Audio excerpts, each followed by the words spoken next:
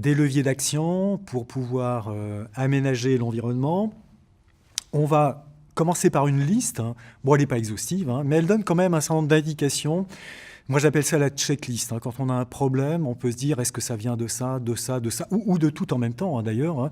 Un problème ne voit pas nécessairement sa solution dans une seule dimension. Alors, des leviers, j'égrène ma liste, et puis ensuite, je prendrai 2 exemples à l'intérieur de cette liste. La première ligne, évidemment, mais je ne reviens pas dessus, j'en ai suffisamment parlé, vous comprenez bien, c'est la communication. J'ai pour habitude de dire aux professionnels, si vous ne comprenez pas ce que... Genre, des professionnels de la psychologie, parce que je forme des psychologues, moi. Si vous êtes psychologue, si vous ne comprenez pas ce que veut vous dire votre patient, et si votre patient ne comprend pas ce que vous voulez lui dire, lui faire avec lui, etc., vous ne servez à rien. Donc, vraiment le point crucial, c'est le point de départ de tout aménagement, vérifier que la communication est très bonne entre les différents acteurs qui sont impliqués justement dans cette intégration universitaire. Donc communication, je ne reviens pas là-dessus, vous comprenez bien que c'est un point essentiel. Le deuxième point, et je vais développer d'ailleurs sur celui-là, c'est le problème de l'intégration sensorielle. Je le développe assez volontiers parce que souvent on ignore qu'un problème que l'on estime plutôt lié à un fonctionnement cognitif, à l'intérêt, enfin vous allez voir, je vais prendre un exemple. Le problème se situe plus simplement peut-être sur un aspect de la situation qui renvoie à une difficulté sensorielle. Donc je vais développer ce point-là à travers des exemples, vous allez voir, c'est beaucoup plus facile de comprendre. Et j'avais mis ici comme sous-titre l'hyperacousie, je ne vais pas revenir dessus puisque j'en ai parlé tout à l'heure. Troisième levier d'action, c'est les problèmes de cohérence centrale.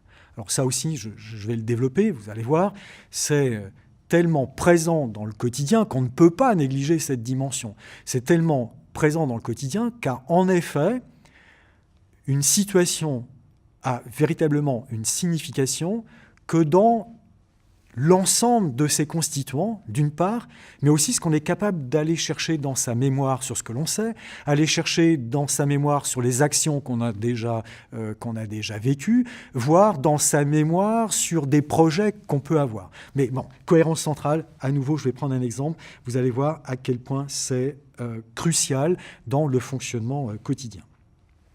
Les fonctions exécutives, je ne vais pas revenir là-dessus, dès lors où j'ai donné l'objectif, c'est aider une personne à savoir quelles sont les sous-activités à réaliser et dans quel ordre les réaliser.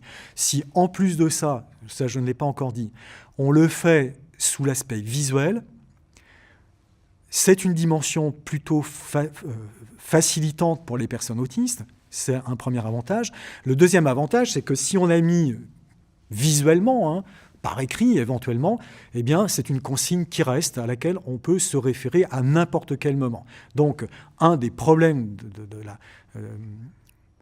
pour le traitement de ce qui relève des fonctions exécutives, c'est tout donner sur un support visuel, de manière écrite ou de manière imagée, et le plus précisément possible, dans le bon ordre, et à ce moment-là, on va donner de l'autonomie. On tombe sur le 5e point, c'est les neurones miroirs. Retenez cela.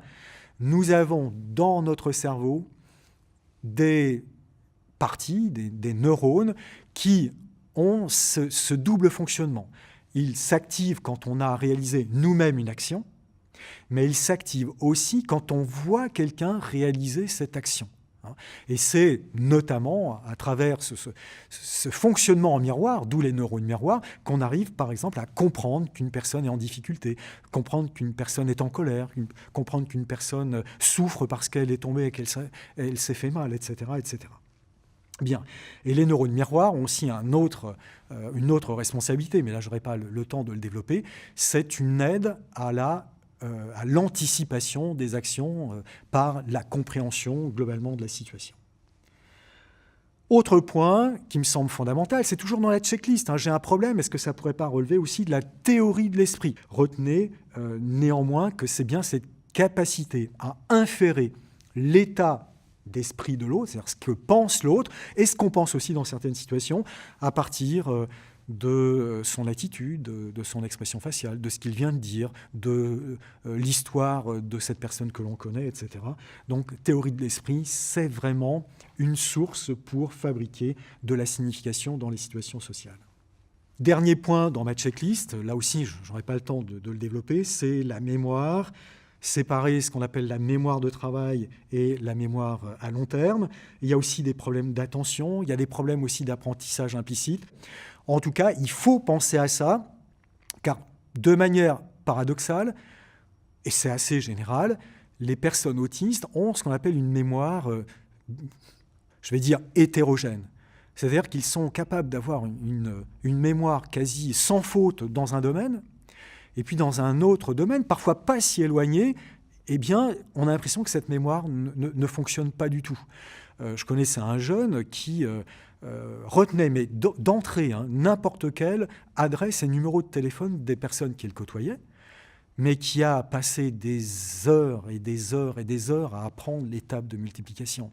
Donc vous voyez, il y a cette notion d'hétérogénéité des systèmes de mémoire, en tout cas des dimensions dans lesquelles la mémoire peut être impliquée. Bon, là aussi, il faut savoir, puisque ce qui va échouer peut-être dans une dimension pourrait réussir dans une autre dimension.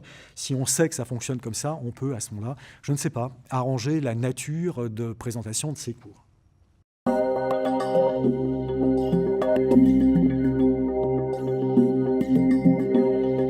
Vous voyez la situation que j'ai indiquée ici. Alors on est en plus un peu dans le cliché, une salle informatique, mais depuis un certain nombre de séances qui se sont déroulées, on voit ce jeune-là qui fait une tête, allez, disons, de quelqu'un qui n'est pas très content.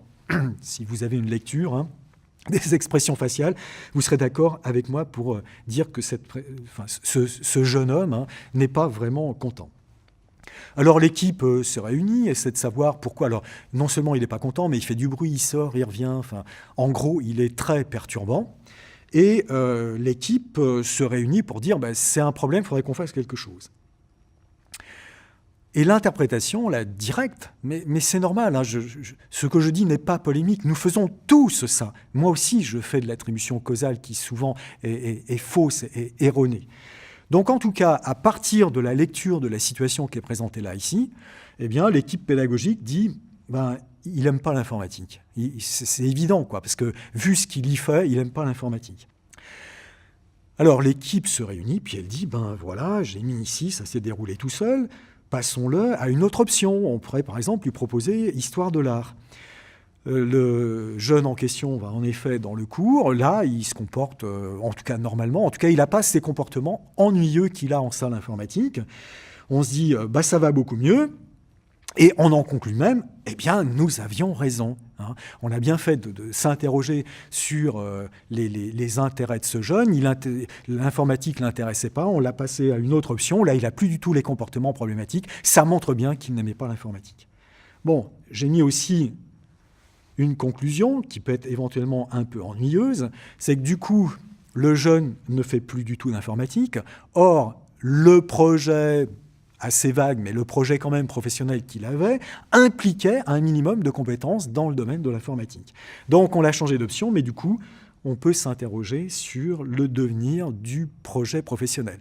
Je dis ça parce que, vous voyez la balance, on change d'option, on n'a plus de comportement problème, ça semble tout résolu, sauf que quand même, il y a des dégâts collatéraux, si j'ose dire, puisque on va même devoir changer le projet professionnel du jeune en question.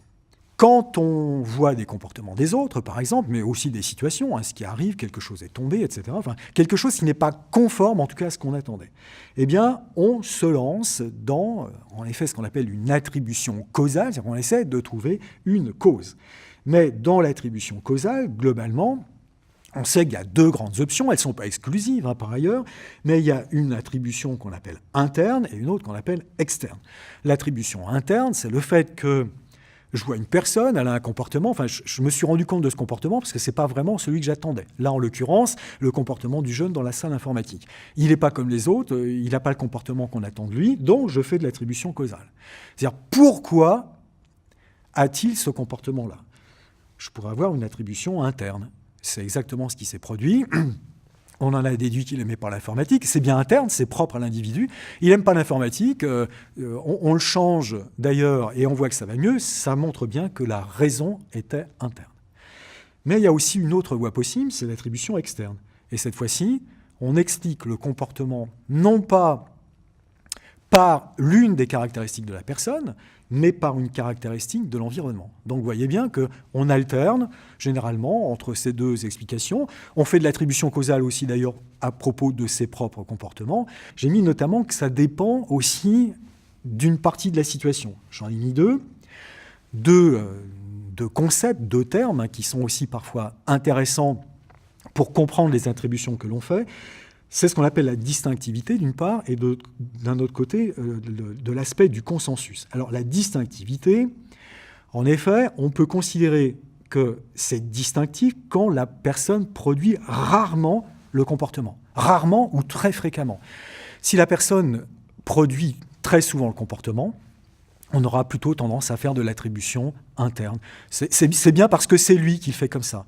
Et si c'est rare, on aura plutôt tendance, pas systématiquement, mais à se dire « Ah, tiens, c'est bizarre, pourquoi il le fait ça maintenant? Qu'est-ce qu'on a fait? Qu'est-ce qu'on a dit? Qu'est-ce qu'il y a dans la situation ?» Et donc, la distinctivité du comportement pourra nous conduire à faire peut-être plus d'interne ou faire peut-être plus d'externe.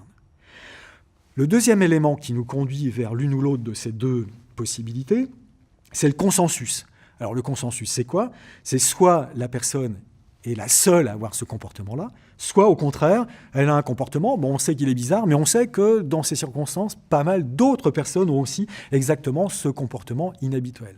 Donc on voit bien que si elle est la seule, on aura tendance à faire de l'attribution interne, mais si dans ces circonstances, d'autres ont aussi ce comportement, il est gênant certes, mais d'autres l'ont, à ce moment-là, on aura plutôt tendance à mobiliser de l'attribution externe et à chercher dans l'environnement l'élément qui pourrait bien nous conduire à donner ces explications.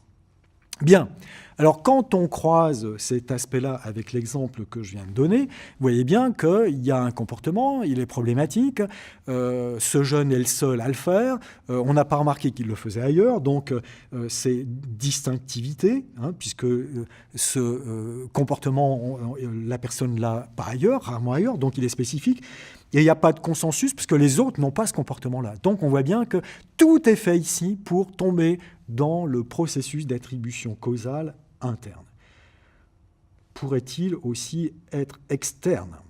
L'erreur fondamentale fait que généralement, on a tendance à surestimer les causes internes. La personne fait ça parce qu'elle est ceci, parce qu'elle est cela, etc. Et évidemment à sous-estimer les causes externes. Donc vous voyez que non seulement dans la situation que je viens de décrire, il y a de la distinctivité, il y a du manque de consensus, mais en plus de ça, nos caractéristiques à nous, hein, les neurotypiques, vous avez sans doute entendu cette expression-là, nous neurotypiques, nous avons cette tendance à l'erreur fondamentale qui consiste à plutôt attribuer des raisons, des causes aux caractéristiques de la personne plutôt qu'aux caractéristiques de la situation. Alors j'en reviens à ma situation.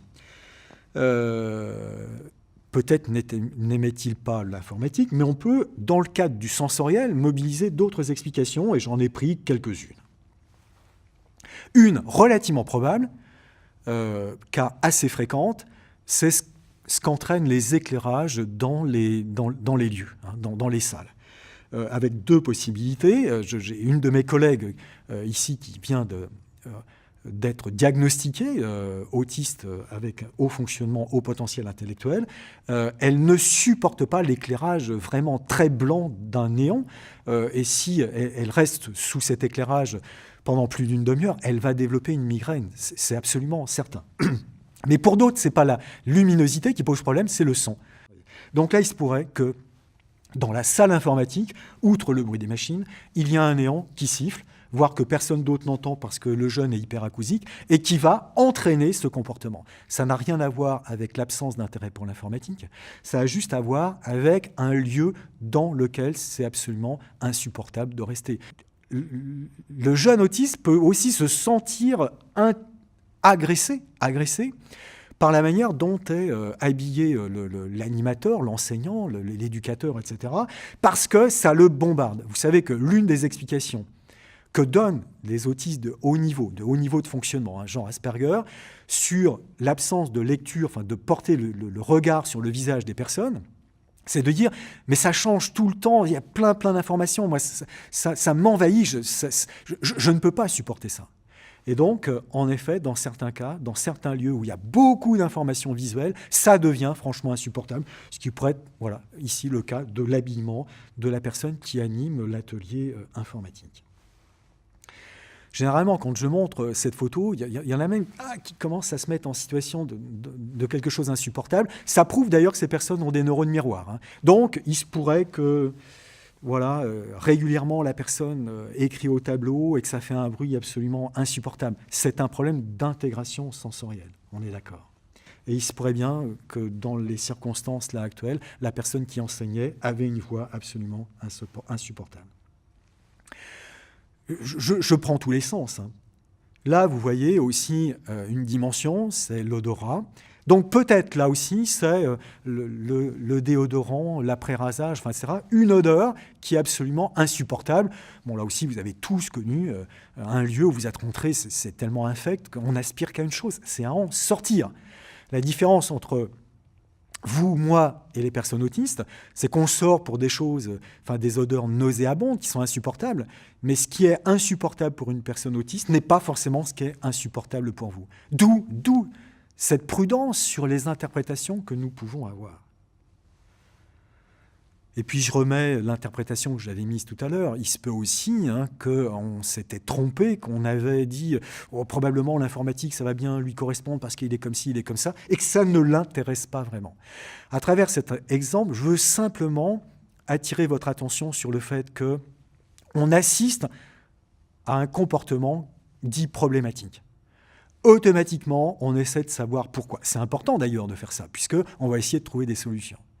Mais généralement, on se lance dans une interprétation la plus probable, la plus conforme à ce qu'on est soi, c'est-à-dire qu'on se projette soi-même dans la situation, et notre projection ne correspond pas, en tout cas c'est une possibilité, c'est une hypothèse, elle ne correspond pas du tout à la raison qui a fait que ce jeune avait ce comportement dans la salle informatique. Donc, attention à nos interprétations trop rapides, trop spontanées.